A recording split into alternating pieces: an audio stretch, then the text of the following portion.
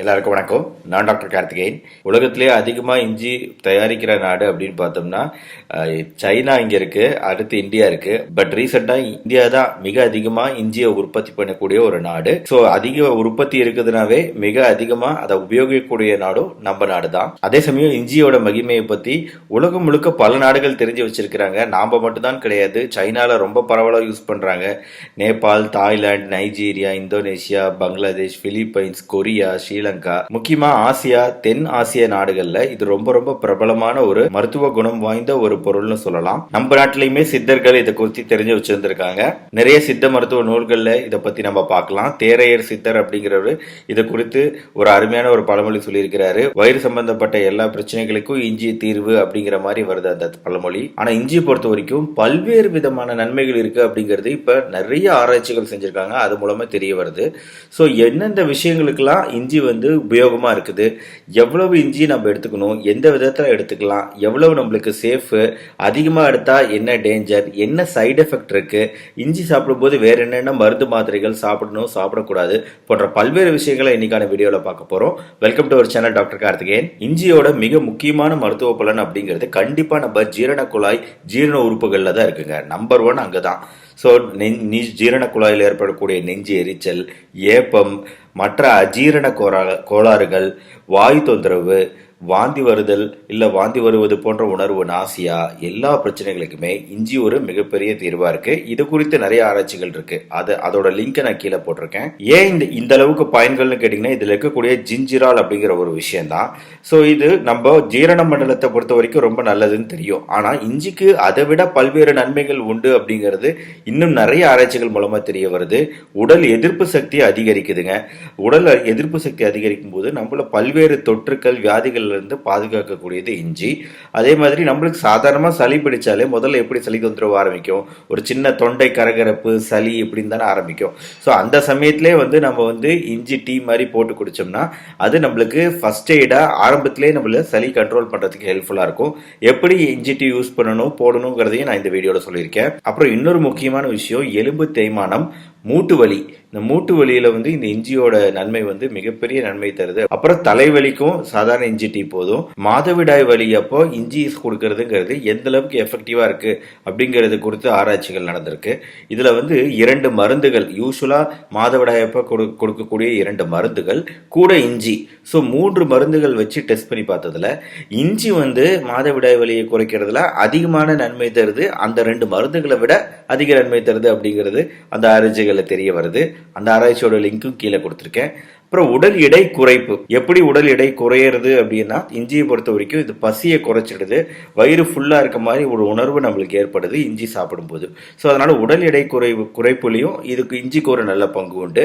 பயணம் செய்யும் போது ஏற்படும் வாந்தி, தலை சுற்றல், இதை ப்ரிவென்ட் பண்றதுலயும் இஞ்சிக்கு ஒரு நல்ல பங்கு உண்டு. நாம இஞ்சியை ஒரு பயணம் செய்யறதுக்கு ஒரு 4 மணி நேரத்துக்குள்ள, அட்லீஸ்ட் ஒரு 2 மணி நேரத்துக்குள்ள எடுத்துக்கிட்டாதான் அதோட எஃபெக்ட் இருக்கும்.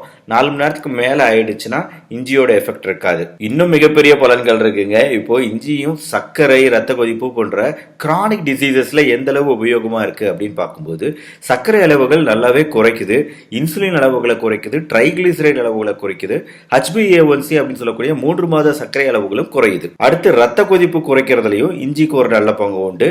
முக்கியமான விஷயம் இஞ்சியை பொறுத்த வரைக்கும் இதுதான், ரத்தம் உறைதல் தன்மையை குறைக்கும்.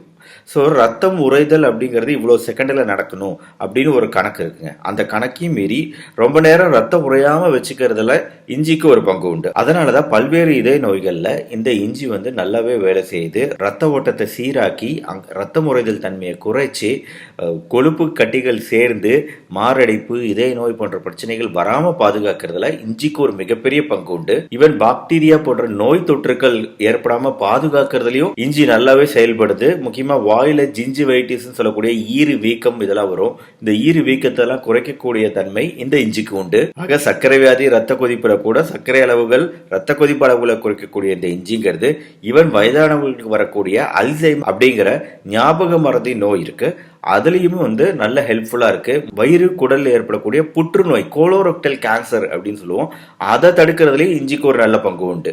அது மட்டும் இல்லாம கெட்ட கொழுப்புகளை குறைக்கிற சக்தியும் இந்த இஞ்சிக்கு உண்டு. ஆனா இஞ்சி எப்போ கேட்காது, யாருக்கு கேட்காது?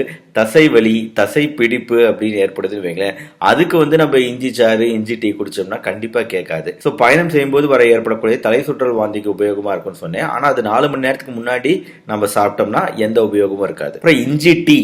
ஸோ இப்போ பொதுவாக நம்ம இஞ்சி சேஃபாக ஒரு நாளைக்கு எவ்வளோ எடுத்துக்கலாம் அப்படின்னு பார்த்தீங்கன்னா இதுதாங்க, 5 கிராம். 5 கிராமுக்கு மேலே டெய்லி எடுக்கிறதுங்கிறது சில சைடு எஃபெக்ட்டுகளை உண்டாக்கலாம், பக்க விளைவுகளை உண்டாக்கலாம், அதை அடுத்து சொல்கிறேன். ஆனால் பொதுவாக 0.5 to 3 மில்லிகிராம் அப்படிங்கிற அளவில் டெய்லி இதை நம்ம எடுத்துக்கிட்டோம்னா ரொம்ப நல்லது. பொதுவாக இஞ்சி டீ செய்யறதுக்கு என்ன பண்ணோம்னா 4 to 6 துண்டுகள் நறுக்கிய இஞ்சியை எடுத்து வச்சுக்கிட்டு 2 கப் தண்ணீர் எடுத்து வச்சுக்கிட்டு இந்த 2 கப் தண்ணீரில் இந்த நறுக்கிய இஞ்சி துண்டுகளை போட்டு நல்லா லோ ஃப்ளேமில் 10 to 20 நிமிஷம் கொதிக்க விட்டோம்னா அந்த இஞ்சியிலேருந்து சாறு இறங்கிடும். அதுக்கப்புறமா அதில் ஒரு அரை எலுமிச்சம்பழம் சாறு ப்ளஸ் டேஸ்ட்டுக்காக தேன், இதை சேர்த்து நம்ம இஞ்சி டீயா நம்ம பருகும்போது அது ரொம்ப நம்ம உடம்புக்கு ஏகப்பட்ட நன்மைகளை தருது. முடிஞ்சளவு ரொம்ப தினசரி இதை தொடர்ந்து செஞ்சுக்கிட்டே இருக்கணும், இஞ்சி டீ போட்டு குடிச்சுக்கிட்டே இருக்கணுங்கிற அவசியம் கிடையாது. இடைவெளி விட்டு விட்டு கூட பண்ணலாம். என்னன்னா டெய்லி இதை எடுத்துக்கும் போது இன்னொரு சின்ன பிரச்சனை என்னன்னா, சில பேருக்கு தோல்ல இரிட்டேஷன், ஒவ்வாமை, அலர்ஜி ஏற்படலாம். கர்ப்ப காலத்துல வந்து முதல் 3 மாதத்தில் ஏற்படக்கூடிய வாந்தி அப்படிங்கிற விஷயத்துக்கு இஞ்சி கேட்கும். ஆனா கடைசியில பிரசவ சமயம் வரும். ஸோ இந்த 8வது 9வது மாசத்துலலாம் நம்ம இஞ்சி சாப்பிட்றதுங்கிறத குறைச்சிக்கிறோம். நார்மலா உணவுல சேர்த்துக்கிற இப்ப சிக்கன், மட்டன் போன்ற விஷயங்கள் செய்யறதுக்கு நம்ம இஞ்சி பூண்டு பேஸ்ட் யூஸ் பண்ணுவோம்.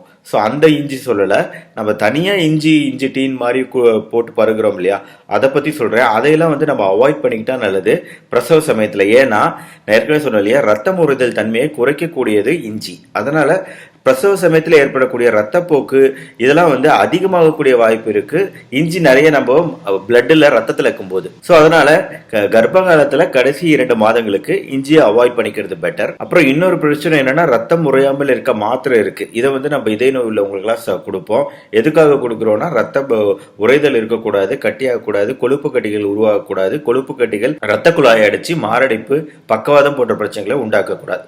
அதுக்காக ரத்தம் முறையாமல் இருக்கிற மாத்திரை கொடுப்போம். ஸோ அப்படி நம்ம ஸ்டாட்டின் மாத்திரை சாப்பிட்டுட்டு இருக்கோம் அப்படின்னா, ரத்தம் முறையாமல் இருக்க மாத்திரை இது சாப்பிட்டோம்னா அப்போ வந்து இஞ்சி எடுத்துக்கிறது அப்படிங்கிறத நம்ம குறைச்சிக்கணும். அதே மாதிரி ஆப்ரேஷன் பண்ண போறோம், அறுவை சிகிச்சை செய்ய போறாங்கன்னா அறுவை சிகிச்சை செய்யறதுக்கு முன்னாடி 2 வாரம் முன்னாடி நம்ம இஞ்சி எடுத்துக்கிறத நிறுத்திடணும். ஏன்னா அதுவுமே வந்து ஆப்ரேஷன் அப்போ ப்ளீடிங், ரத்த கசிவு இருக்கணும் இல்லையா, அதை வந்து அதிகமாக்கிடும் சர்ஜரி அப்போ. அதனால இஞ்சி சாப்பிட்றத அவாய்ட் பண்ணிக்கணும். ஸோ எந்தெந்த மருந்துகள் வந்து இஞ்சியோட இன்ட்ராக்ட் பண்ணும் அப்படின்னு கேட்டிங்கன்னா, இந்த ரத்தம் முறையாமல் இருக்க மாத்திரை ஸ்டாட்டின், இது முன்னாடி சொல்லிட்டேன். அப்புறம் ஆஸ்பிரின், வார்ஃபாரின் அப்படிங்கிற 2 மாத்திரைகள்.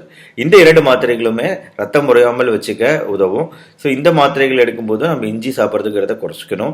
ரத்த கொதிப்பு மாத்திரைகள் எடுக்கிறோம், நிஃபிடிபின், லொசாட்டான், குறிப்பா இந்த 2 குரூப் மாத்திரை எடுக்கிறோம் அப்படின்னா அது வந்து ரத்த கொதிப்பை வந்து இன்னும் மேலும் ரொம்பவே குறைச்சிடும், ஹைப்போ டென்ஷனுக்கு கொண்டு போயிருக்கும். அப்புறம் வேற சில மருந்துகளோட மைனர் இன்ட்ராக்ஷன் இருக்கு இஞ்சிக்கு. இப்போ சர்க்கரை அளவுகளை குறைக்கிற மாத்திரை சாப்பிட்றோம் அப்படின்னா, ஏன்னா ஏற்கனவே ரத்த சர்க்கரை அளவை இது குறைக்கும்னு சொன்னேன்.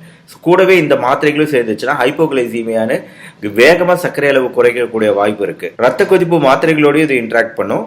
பிளஸ் தொற்றுகள், அதாவது வயிற்றுப்போக்கு ஏற்படும் போது இந்த மெட்ரோனிடசோல், டினிடசோல் போன்ற மருந்துகள் யூஸ் பண்ணுவோம்.